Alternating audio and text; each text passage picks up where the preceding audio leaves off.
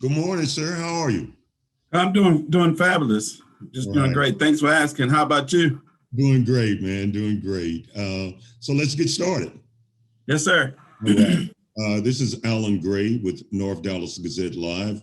Today I'm speaking with Irving ISD School Board President A.D. Jenkins. Mr. Jenkins, thank you so much for your time, sir. I know you have a Thank busy you. schedule. Let's talk. You from Waterproof, Louisiana?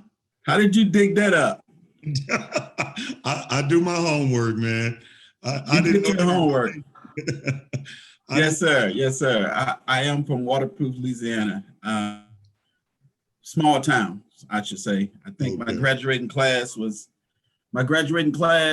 about 28 students or something like that. Oh, really? Oh, really? Right. You're also married, father of three sons. That's got to be a challenge raising three young Black men in today's society. But you seem to have been active throughout their education. They were all educated in Irving ISD, correct?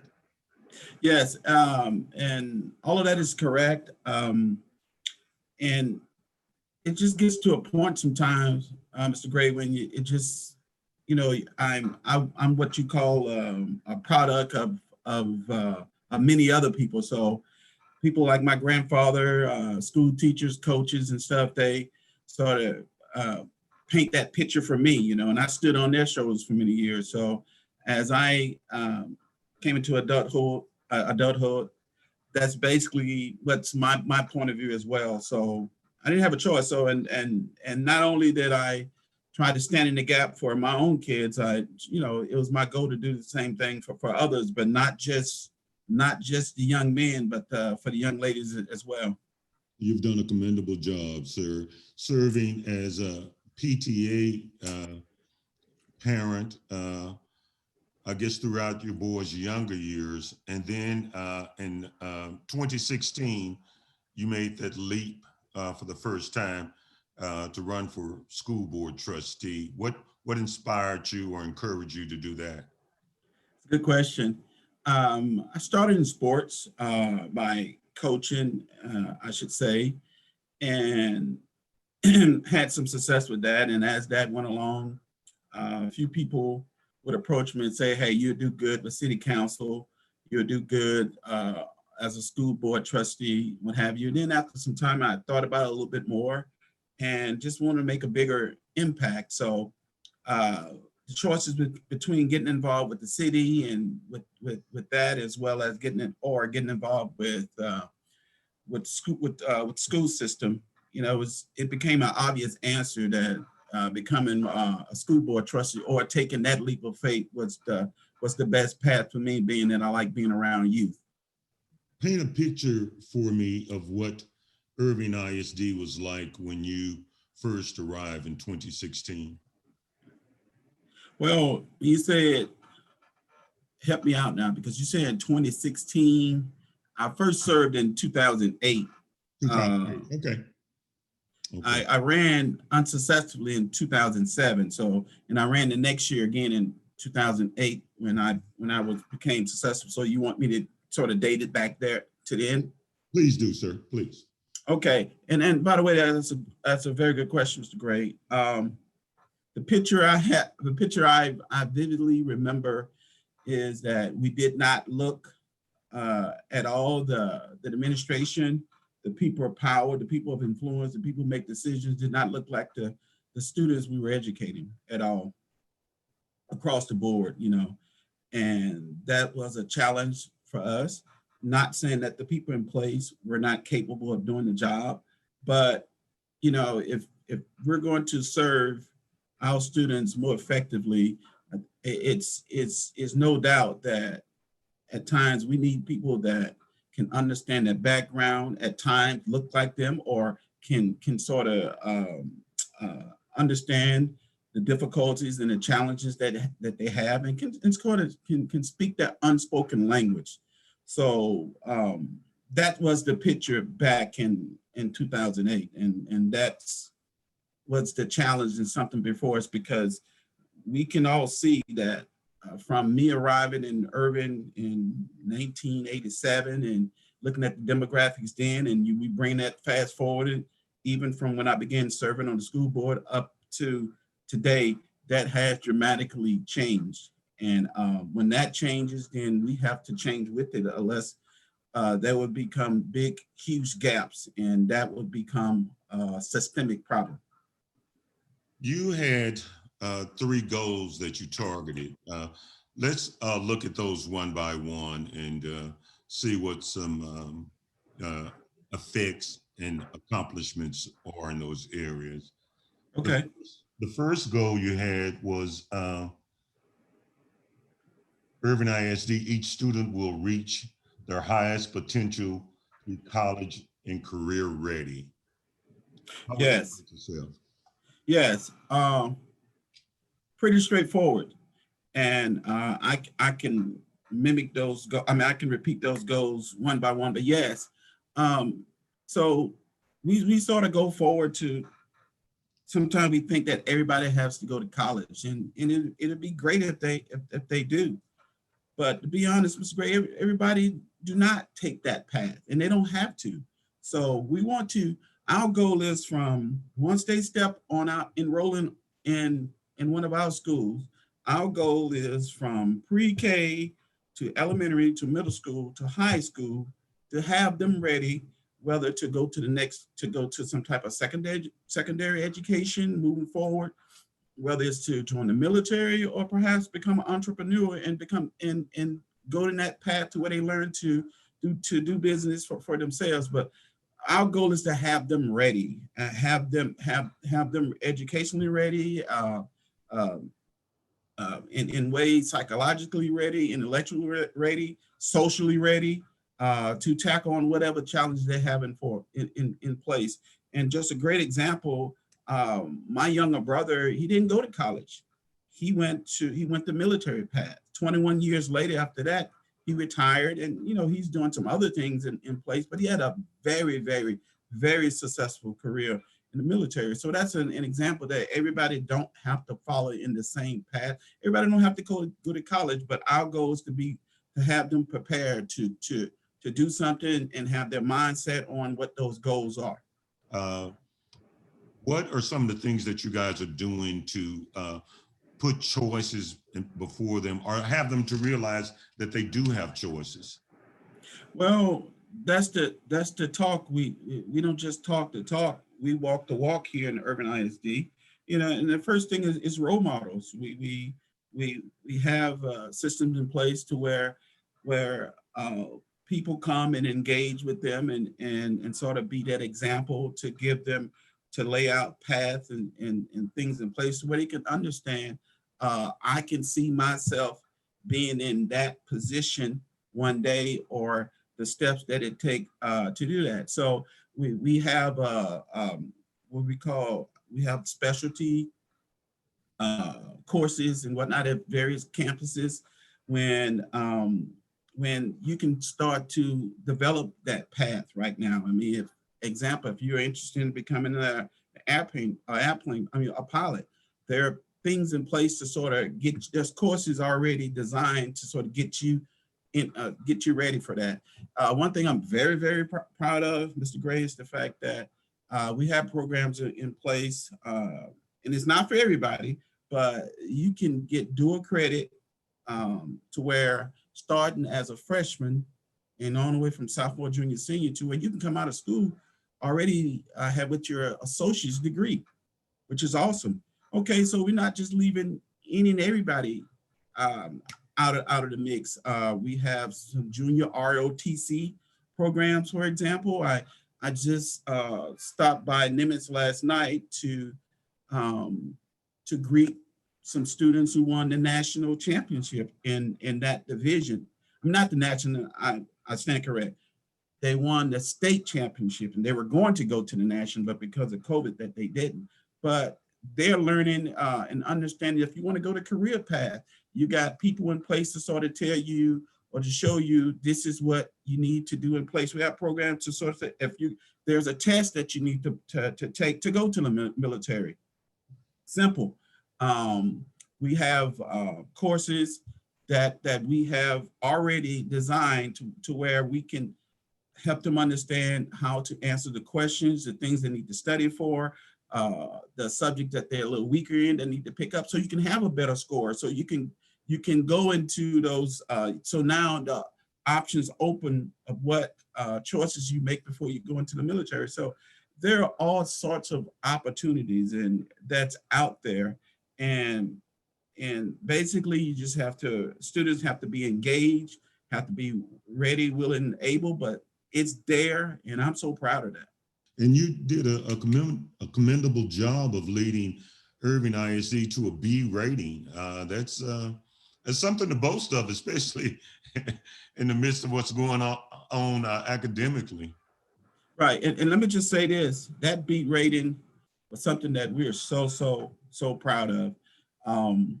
For years, I've heard it to where when people really don't know Irving ISD and they have a choice whether to, you move into Dallas and you have a choice whether it's neighboring districts. You can go to Capel, there's Farmers Branch, you can go Grand Prairie. I'm just saying there's Grapevine, you have options that are around, and that's okay. My thing is with having Irving ISD as one of those choices, because now when you start to compare apples to apples and what we're doing, what our teachers are doing, how they're working so hard, how principals are in place, administrations, Irving ISD has become a school of choice now. And yes, you can enroll in Irving ISD, do great things and move on from there. But I would compare our school district to any school district compared to the leaps and bounds that we've made over the last 5-6 years, which has been phenomenal. Teacher retention. Goal number 2 is that Irving ISD will attract, develop, and retain life-changing educators committed to each student. Yes. Give me a profile of the type of teacher you would like to have working in Irving ISD. Profile, and by the way, we're open to anyone who wants to teach with zest, to teach with thought process. Is that student or those students are the most important commodity in our school district. So we're open to all kinds of people from different races, nationalities, and thoughts and whatever. That we're open to that. But as far as that profile, exactly what we're looking for life learners. Life learners, which means that you are a teacher, but you're one of the things that we're challenged teachers with also, for you can continue your development, your education as well. We don't want to be the type of district where Irving ISD becomes for as a leaping bound for it to go to another district or to do something. And it does happen, but we want to hear those stories of having teachers who've been here 5 years, 10 years, celebrating their 15-year anniversary. You have a choice to teach and go wherever, and sometimes that happens when it's best at sometimes to take that next opportunity. But we don't want just 1 and 2 year teachers to come here and get the experience and go somewhere else. We want you here, and that's why teacher retention is so important. And after putting so much time into that development and that education, and they're used to the culture that's here, and those 3 and 4, 5, 6 year experienced teachers become incredibly important. Not that the other ones aren't, but I'm saying as you grow, your presence become that much more important.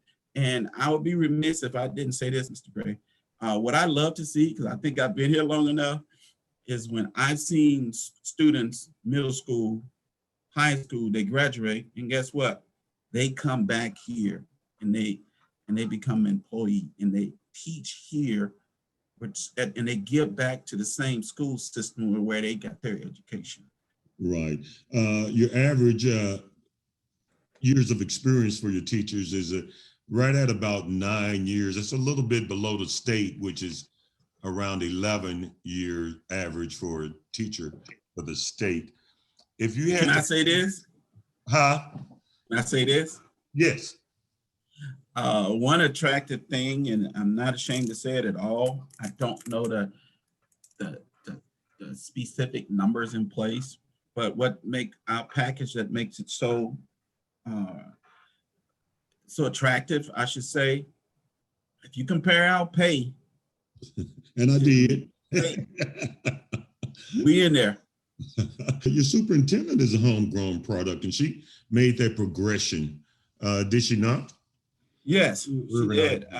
ISD.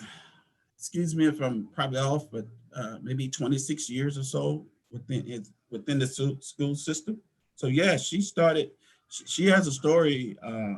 She has a story to tell, I should say, a testimony from saying if someone say they can't do something, well, she did it from level to level and just keep on priming that pump and moving forward. And like I say, now she's the CEO of Irving ISD. So yeah, she's a great example. And not just that, she's a lady. Not just that, she's a minority. So it goes on. So she's the example for many others that are out there that are striving to do the best and saying, hey, one day, why not me? Right. Let's talk more about that demographic aspect. And research are showing that students of color it's critical now that they have someone that resembles them and can be empathetic toward what their challenges are. Irving ISD, 72% Hispanic, around 12% African American. Your teachers are like over 50% Caucasian. Um, are you guys doing anything to try to recruit more teachers of color, or what are you doing to try to meet what science is telling us is critical for students of color? Yes, very good observation. And moving that needle, Mr. Gray, is something you can't have a knee-jerk reaction, and it's something that you can't rip and replace because you don't want to push out good educators that are already in play. So you want to make sure that everyone feels comfortable and everyone is we are all embraced in a way, but that's like that pink elephant in the room. That's something that we can't deny. That's something that we steadily have to deal with, and that's something that when we're out on the recruiting trail, and we're looking for either just a diverse mix of good talent. That's something that's on our top priority. And I think that needle has moved over some time, and that's something that we would continue to look at. Prime example, I'm saying a prime example. Now, if you look at who our principals are, and I'm not looking over teachers, because that's one to one. That's something that teacher by teacher we're going to look into, and we're looking at. But if you look at our principals across the board, across our 37 campuses, that has changed. The diversity has changed tremendously, and that's one thing. And I'm proud of. If you look at our administration, because that was a problem, our admin staff, what have you, the folks that are in those roles, those have changed. We got people, a diverse mix of great talent in play that they're doing a tremendous job. So that is changing, like I said, and the needle is moving. And it's something that we can't all of a sudden over a year, over 2 years, change it, but it's going to take some time, but we are changing. And I'm proud of that. I mean, you know, me, for example, being an African-American, proud African-American who's the president of Irving ISD. That's an example, and that gives people hope. That gives people a sense of understanding that this can happen to them, and not just that that opportunities are out there, not just the opportunities out there, the chances of that happening to them becomes even greater. So, but yes, having teachers in place, and I think I mentioned it earlier, to sort of fall back on and talk to is important. And I'm gonna tell you the missing link too. It's not a missing link. It's something that let's go a little bit deeper. Even deeper is having African American and also Hispanic, I should say, male figures, male teachers in place, because the education system are dominated by women, and I applaud them for going in, for taking that path. But we got so many young men as well. They get lost. They get lost quick and easily, and for not having that father figure at home, because most of the time it's the mom that's there to work the two jobs, or to go to every event, or to ensure that the grades are right, or come up and have the parent teacher conference and whatnot. But so it's incredibly important, and we are focusing on getting these male teachers in place, that they are an invaluable resource that we need, not only we want, but we need. And it's not just Irving, Trustee Jenkins. I think like across the nation, 80% of the teachers across the nation are Caucasian females. So it's a problem we all face. Let me ask you something about the mindset of minorities. Do you feel that, or are you finding that some minority parents feel that their students are being or will be better educated if there's a white teacher in front of them?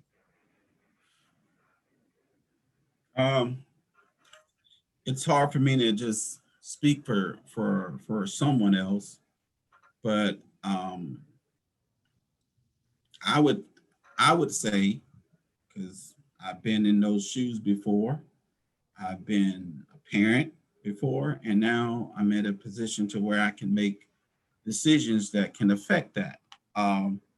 But I really feel the bottom of my heart is that having someone in place that either look like you, talk like you, understand the unspoken language, understand the things that you are not saying, and sort of how to engage, how to go that extra step.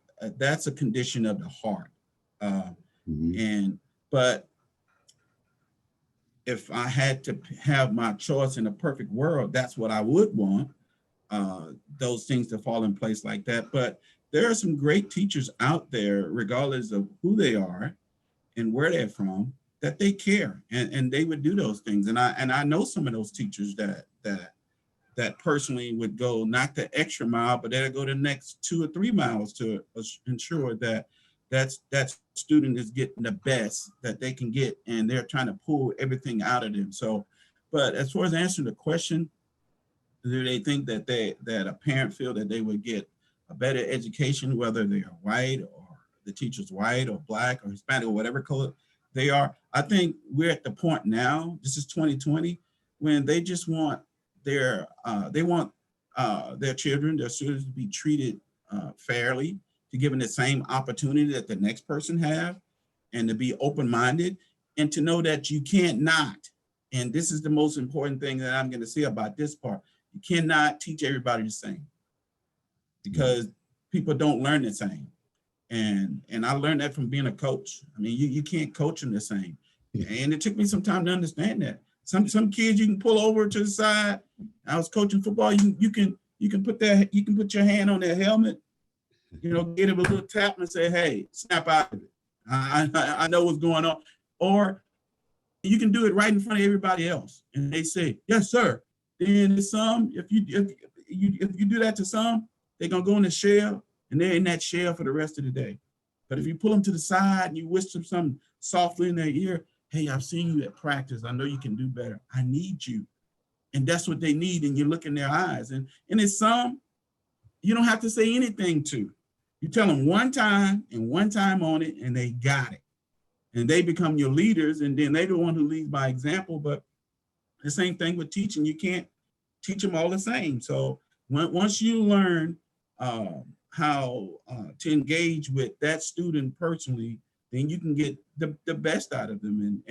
But that's what teachers are challenged with, to learn that. And that's why I take my hat off to them.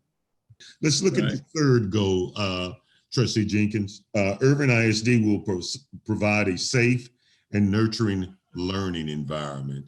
And I just want to, acknowledge that we're in the midst of this COVID thing. So let's talk about the effect, the COVID effect, that COVID-19 effect on education. Because like I told you, if I had hair, I'd pull it out after trying to face this thing and the challenges, unpredictable challenges that it's presenting for us educators. Well, and let's just say that there's no book has been written on COVID-19 and the preparation and steps 1 through 20 of how to do that. That target or those goals have moved some. However, as when it first hit Irving ISD, as it hit the other districts in the state and as well as in the nation, that I can say there was some knee-jerk reaction, because you don't know what you don't know, and then when you know better, then you do better. But we approached it in an open-minded way. We were getting information that was fed to us by our state leaders that then pushed down to our superintendents, and our superintendents would come and give us a briefing on what's in play and what we're looking at. Then we can kind of make decisions from there. Some things are state mandated, which means there's nothing you can do about it. You pretty much had to follow protocol. There are things that per district, you can have, there is some autonomy there where we can make those decisions based on what we felt was best for Irving ISD. And one thing that we started right away when we felt this coming, we started preparing for remote learning. We started putting, and we started having, before we went out on spring break, we had about a week and a half to start telling teachers that this may come, this can happen, and also to be prepared for restart. So we start putting curriculums and things in place and having those resources. If you're not back on campus, this is how we're going to move forward to start reaching and engaging with our students, and to where you're going to lose some time and some traction to where you can pick it back up and move from there. But at the same time, we knew that at the top of that, being that goal number 3 was safety, that was incredibly important. And there was a lot of confusion at times as well. But putting that message out there to let all our employees know, not just the teachers, that your livelihood is very important. And not just that, your mental capacity, the things that you think and stuff, that we were also feeding that with some positive things as well. So that was a challenge. And if you're talking about things that keep you up at night, that keep you up at night. You have a budget, sir, of a little over $400 million. What kind of strain has this COVID environment placed on that budget?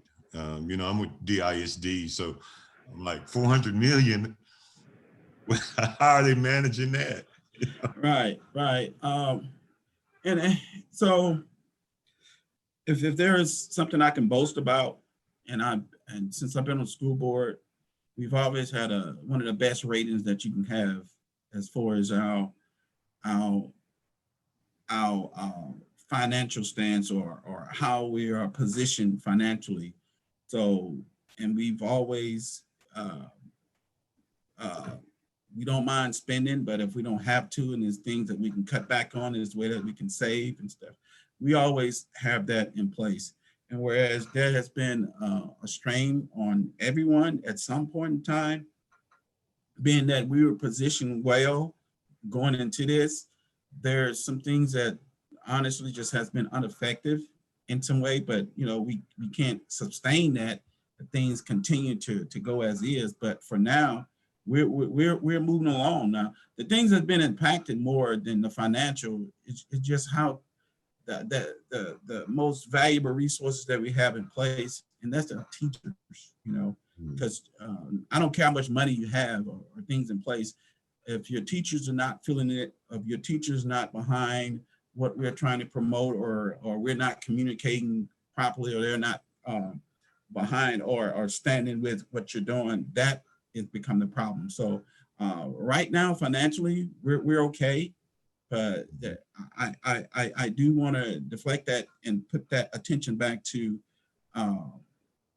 that time and the things that money can't replace, and that's those teachers that we have in place, and also how they are feeling, how they are grasping that, and then also, if you're going to say teachers, you have to say our students as well, to ensure that they know that they are more important and valuable than money, and there are things in place that money can't replace, and teachers are one of them. So even with this, teachers, do they have the option of teaching from home? Or is that something that was removed? Well, and that's the tough part, or that's the part of being a trustee, is making tough decisions, and making decisions that you think is for the greater good. And we felt collectively that having teachers on campus was the best way to go. Now there are teachers who have some underlying conditions that really put them in harm's way, that with the backing of what the doctor says as well. I mean, yes, we're going to we give into that. I mean, that not giving is the wrong word, but that's something that we will respect and honor that also. But we also know, as we continue to move forward and as we learn more about what's at play, our goal and the priority is to have teachers. If you can be on campus and there's nothing that's put your health at risk, we want them on campus for sure.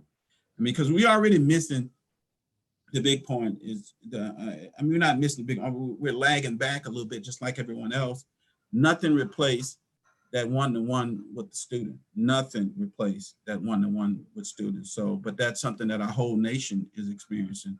But if we can have teachers on campus, like I say, we want them, and we highly, and I support that, of having teachers on campus. And I think for the most part, there was some pushback at times, just from some, for some concerns, but we're a resilient district, and I think that we have adjusted well. What about, did you guys suffer a great academic loss, or do you anticipate a great academic loss with your students amidst this COVID environment? 100%, 100%. So I don't know the exact number, but hey, you can have the perfect school year, end of May, beginning of June. Students go on the summer break for 3 months. You're gonna lose. You're gonna lose something there. So is no doubt, and let's just paint this picture here. You got COVID that really hit us. It was starting to wreak havoc earlier, but it really hit us and impacted us in March, right before spring break. So now you got that gap there of time. Then we decided to not come back to school on campus and teach remote. So guess what? That's an adjustment for everyone. That's an adjustment for, we had to adjust the curriculum. We had to adjust teachers. Teachers had to adjust how they educated students. Students had to adjust to a different type of responsibility. You're no longer getting on the school bus, coming on campus. and you're being told to go to class at a certain time, the bell rings. Well, guess what? There's no bell ringing now. And now who's that affecting now?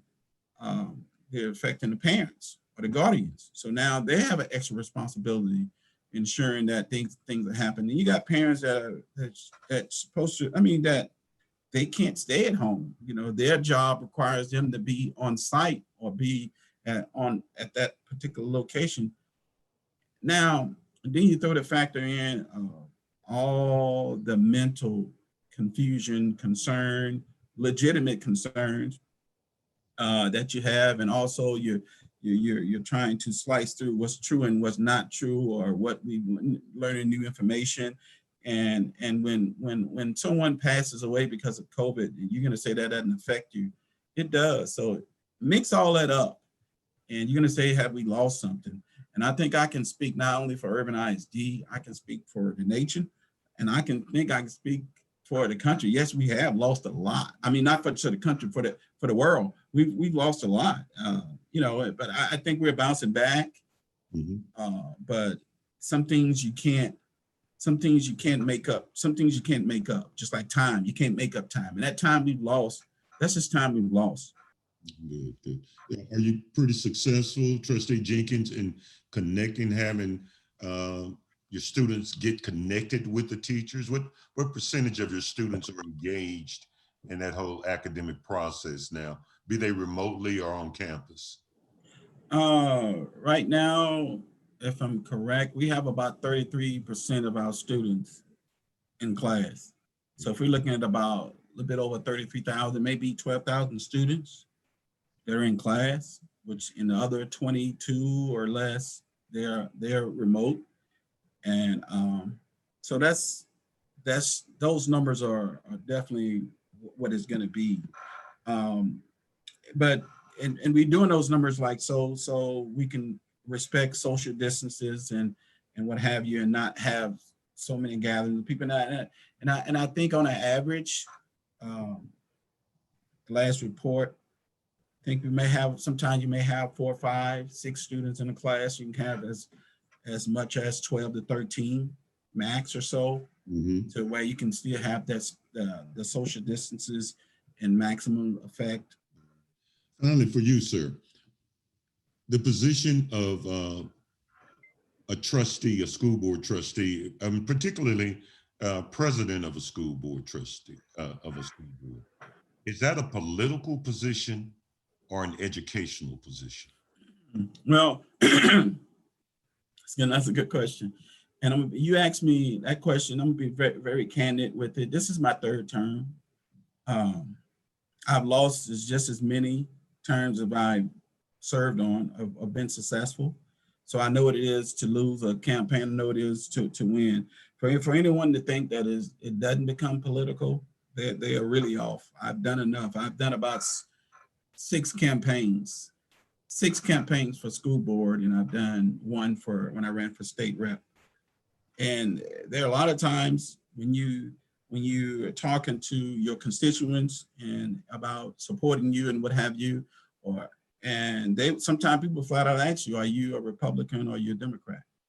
So if you're going to tell me that's not political, that's one thing. But I got the best answer for it. I always tell them, hey, as a school board trustee, if I'm elected, it doesn't matter who that student is. They enroll in one of our schools. It's my responsibility to ensure through governance and oversight that they get the best education as possible.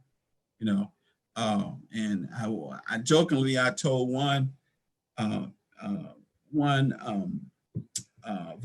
potential voter, that if your house is on fire, and I did, hey, if your house is on fire and you call the fire department, what type of fireman do you want them to send out? A Republican fireman, and you want to send out a Democratic fireman? You tell me. You want your house, you want the fire put out, regardless who it is, and then we can talk about that other stuff later. I say, well, that's what I represent. And this position should be nonpartisan.